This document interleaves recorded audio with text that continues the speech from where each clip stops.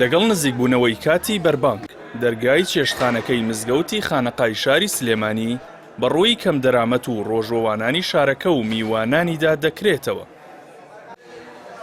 تیمێکی 8 کەسی بە درێژایی مانگی پیرۆزی ڕەمەزان لەم چێشتخانەیەدا خواردن بۆ زیاتر لە 500 هاوڵاتی ئامادە دەکەن.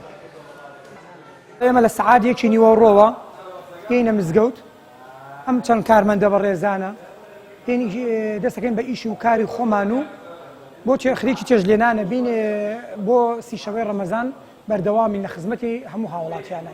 هەموو نەوعێکی تایە، عەرەبی تایە، کوردی تایە، ئێرانی تایە، کێشەمان نییە. ئێمە هەچ کەسێ بێمە خزمەتکاری خەڵقین بۆ ئەو دانیشتووی خزمەتی فەقیر و هەژارکەین لە خزمەتی هەموو هاوڵاتیەکی شین.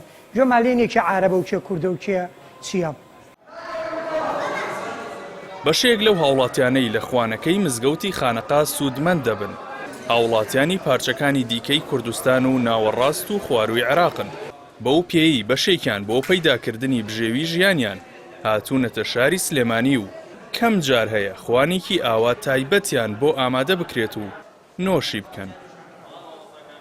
بەشێک لە کارمەندانی ستافەکەی مزگەوتی خانەقا کە خوان بۆ میوانەکانی مزگەوت ئامادە دەکەن دەڵێن بەنیازی بەدەستهێنانی ڕەزامەندی خودای گەورە بە شێوەیەکی خۆبەخشانە کارەکانیان دەکەن. بە پێی توانای خۆمان کە لە ڕووی مادیەکەەوە لەوانێ نەتوانین هاوکاری خەڵکەکەکەین، بەڵام لە ڕووی یەن ئیشەکەکەین و هاوکاری خەڵکەکەکەین نانەکە ئەخوات ئیسفادەیە گەێنین بەو خەڵکە و زووتر خەڵکەکە ڕاییەکەین و ئەبینەوەی ئەوەی کە ئاسانکاری بکەین بۆ ڕۆژوانان و ئەو کەسانی کەین.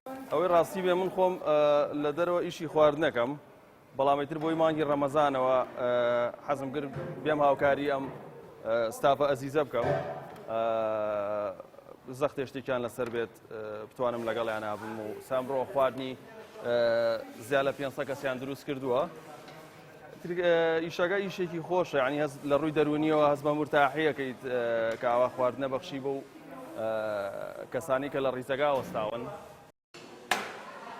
ئامادەکردنی خواردن تەنیا لە مانگی پیرۆزی ڕەمەزاندا نییە، بەڵکو بە هاوکاری خێرخوازان لە مانگەکانی دیکەشدا هەفتەی 3 ڕۆژ خوان بۆ ئامادەبوانی شاری سلێمانی لە مزگەوتی خانەقا دروست دەکرێت.